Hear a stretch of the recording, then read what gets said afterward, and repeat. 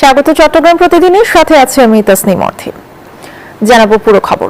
চট্টগ্রাম নগরীর জলাবদ্ধতা নিরসন, পরিবেশ উন্নয়ন এবং প্রাকৃতিক জল প্রবাহ সচল রাখতে বিভিন্ন খাল এবং ছড়া খনন কার্যক্রমের উদ্বোধন করেছেন চট্টগ্রাম সিটি কর্পোরেশনের মেয়র ডাক্তার শাহাদাত হোসেন। সকালে দক্ষিণ পাহাড়তলী এলাকার খাল ও ছড়া খনন কার্যক্রম উদ্বোধন করেন তিনি। এ সময় মেয়র ডাক্তার শাহাদাত হোসেন বলেন, খাল ও ছড়াগুলো নগরবাসীর সম্পদ। এসব জলাধার দখল এবং দূষণের কারণে জলাবদ্ধতা পরিস্থিতি আরো জটিল হচ্ছে। এছাড়া যারা খাল ছড়া দখল করে রেখেছেন তাদের স্বেচ্ছায় অবৈধ স্থাপনা সরিয়ে নেওয়ার আহ্বানও জানান মেয়র। তা না হলে আইনানুগ ব্যবস্থা নেওয়ার হুঁশিয়ারিও দেন তিনি।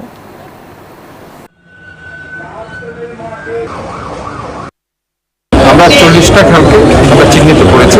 সামনে আমাদের বর্ষার পরে আমরা একটা যে টিপিপি রেডি করছি, এটার মাধ্যমে পার্মানেন্ট রিটেইন ওয়াল সহ আমরা এই খালগুলোকে সংস্কার করে সেখানে প্রবহমান করব এবং সেখানে মাটিগুলো উঠিয়ে দিয়ে যদি কেউ সেটা দখল করে থাকে সেই দখল উচ্ছেদ করে আমরা খালের একটা। কুমিল্লা ভিক্টোরিয়া কলেজ ও বেসিক শিল্পনগরী এলাকায় বছর জুড়ে জলাবদ্ধতার ভোগান্তির শেষ নেই। নগর প্রশাসক বিভিন্ন উদ্যোগ নিলেও ভোগান্তি কমছে না বলে অভিযোগ জনপদের মানুষের। এ বিষয়ে আরো জানাতে কুমিল্লা থেকে সরাসরি যুক্ত আছেন সহকর্মী এইচ এম মহিউদ্দিন। মহিউদ্দিন, একটু জানাবেন জলাবদ্ধতার এখনকার চিত্র কেমন? ধন্যবাদ অর্থই আপনাকে।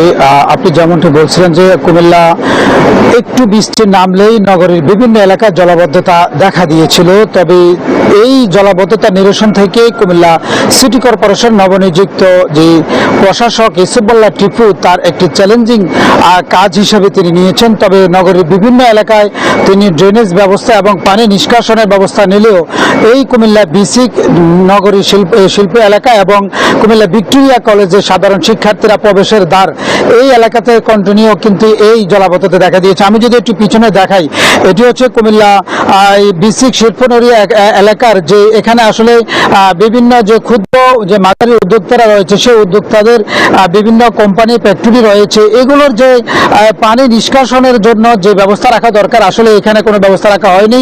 তবে এই নবনিযুক্ত ইসুফুল্লাহ টিপু তিনি এই দায়িত্ব নেওয়ার পর থেকেই ড্রেনেজ ব্যবস্থা করলেও এখনো এই সড়কটি উন্নয়ন কাজ না করার কারণে এখানে প্রতিনিয়ত জমে থাকে এই জলাবদ্ধতা। কুমিল্লা ভিক্টোরিয়া কলেজের এখনো অধিকাংশ জায়গাতেই কিন্তু এই শিক্ষার্থীরা যে প্রবেশদ্বার সড়কগুলো এখনো পানির নিচে ডুবে আছে। তবে এই কুমিল্লা শহরের বিভিন্ন এলাকাতে এই শহরের পানি নিষ্কাশনের জন্য যে প্রয়োজনীয় ব্যবস্থা ড্রেনেজ পর্যাপ্ত রাখা দরকার ছিল সেটি আসলে একটু অপরিকল্পিত থাকার কারণে পানি নিষ্কাশন না হওয়ায় সেখানে প্রতিনিয়ত এই জলাবদ্ধতা সৃষ্টি হয়েছে। তবে এই জলাবদ্ধতার মধ্য দিয়ে সাধারণ মানুষ তাদের জীবন মাত্রা এবং তাদের দুর্ভোগ সহ তারা প্রতিনিয়ত এই জলাবদ্ধতার মধ্যে দিয়ে তাদের জীবন কাটছে। তবে কুমিল্লা সিটি কর্পোরেশনের এই বিভিন্ন এলাকার মধ্যে এই সমস্ত জলাবদ্ধতা নিয়ে সাধারণ মানুষ ক্ষোভ বিরাজ করেছেন এবং সড়কের মধ্যে যে পর্যাপ্ত পরিমাণ যে পানি জমে থাকে সেখানে বিভিন্ন ধরনের জীবাণু এবং মশার উপদ্রব বেড়ে যাচ্ছে, যার কারণে সাধারণ মানুষের ভোগান্তির পাশাপাশি বিভিন্ন ধরনের রোগে এবং বিশেষ করে এখানে যে তাদের যে অ্যালার্জি রোগ সেই অ্যালার্জি রোগে তারা আক্রান্ত হচ্ছে। আমরা সাধারণ শিক্ষার্থীদের মাঝে আমরা কথা বলেছি, তারা যেমনটি বলেছিলেন যে আসলে এভাবে যদি কোনো কন্টিনিউ যদি কোনো এই জলাবদ্ধতা নিরসন না হয় তাহলে সাধারণ শিক্ষার্থীরা তাদের যাতায়াত এবং চলাচল এবং কুমিল্লা বিসিক শিল্পনগরী এলাকার যে খাদ্য উৎপাদিত হয় সেগুলো আসলে কতটুকু পরিবেশসম্মত হবে এমনটাই হুমকির মুখে এই এলাকার মানুষ। তো এই ছিল কুমিল্লা বিসিক শিল্পনগরী এলাকা থেকে আমার কাছে সর্বশেষ। চলে যাচ্ছে স্টুডিওতে অর্থই। ধন্যবাদ আপনাকে। এইচ এম মহিউদ্দিন জানাচ্ছিলেন কুমিল্লা থেকে। নোয়াখালীতে মুখোমুখি অবস্থানে কৃষক ও কৃষি বিভাগ।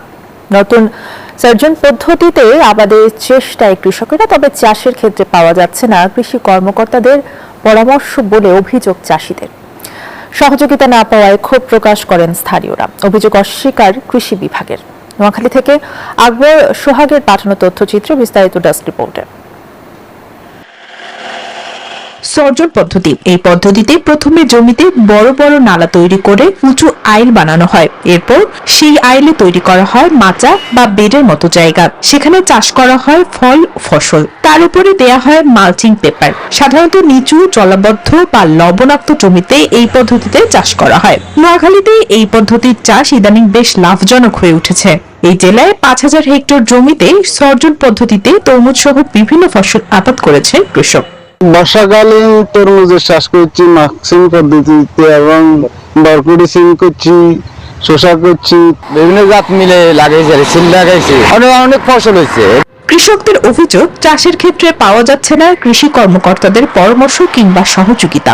আমাদের অঞ্চলে যে কৃষি সংস্থা থেকে যেগুলো দেওয়া হয় বীজ এমনকি সার, এটা এদিক থেকে আমরা একটু মার্জিনালাইজড আর কি। এখানে আমাদের সরকারের যে কৃষি কর্মকর্তা এরা কোনো সহযোগিতাই করে না, এরা মাঠ পর্যায়ে কোনো কাজ করে না। যদিও এই কথা মানতে নারাজ কৃষি বিভাগের এক কর্মকর্তা। আমরা সবসময় কৃষকের পাশে আছি, তাদের যে কোনো পরামর্শ যাতে প্রয়োজন হয় আমরা সবসময় আমাদের কৃষি উপসাগর কৃষি কর্মকর্তা বা কৃষি অফিস বা কৃষি অধিদপ্তর সবসময় তাদের সজাগ আছে। সর্জন পদ্ধতিতে চাষের ক্ষেত্রে সহযোগিতার হাত বাড়াবে কৃষি বিভাগ, এই প্রত্যাশা কৃষকদের।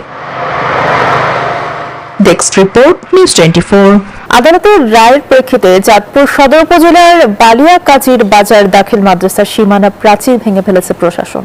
মঙ্গলবার দুপুরে মাদ্রাসার শিক্ষা কার্যক্রম চলা অবস্থায় এই ঘটনা ঘটে। এ বিষয়ে নির্বাহী ম্যাজিস্ট্রেট বলেন, আদালতের রায়ের প্রেক্ষিতে মাদ্রাসার দেয়ালটি ভেঙে ফেলা হয়েছে। এদিকে মাদ্রাসা কর্তৃপক্ষের দাবি, প্রাচীর ভাঙার কোনো নোটিশ বা মৌখিকভাবে নির্দেশনা দেওয়া হয়নি। মাদ্রাসার প্রাচীর ভেঙে ফেলায় আতঙ্কে পড়েন শিক্ষক শিক্ষার্থীরা। গ্রেফতারের একদিন পর চট্টগ্রাম কেন্দ্রীয় কারাগারে নুরুল আলম নামে কার্যক্রম নিষিদ্ধ যুবলীগের এক নেতার মৃত্যুর অভিযোগ উঠেছে। বুধবার সকালে তার মৃত্যু হয়। কারাগার সূত্র জানায়, মৃত নুরুল আলম চট্টগ্রামের সাতকানিয়া উপজেলার ঢেমশা ইউনিয়ন যুবলীগের যুগ্ম আহ্বায়ক।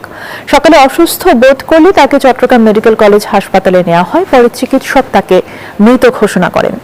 মৃত্যু সনদে কারণ হিসেবে শ্বাসকষ্টজনিত জটিলতার কথা উল্লেখ করেছেন চিকিৎসকরা। তবে পরিকল্পিতভাবে হত্যা করা হয়েছে বলে দাবি নিহতের স্বজনদের।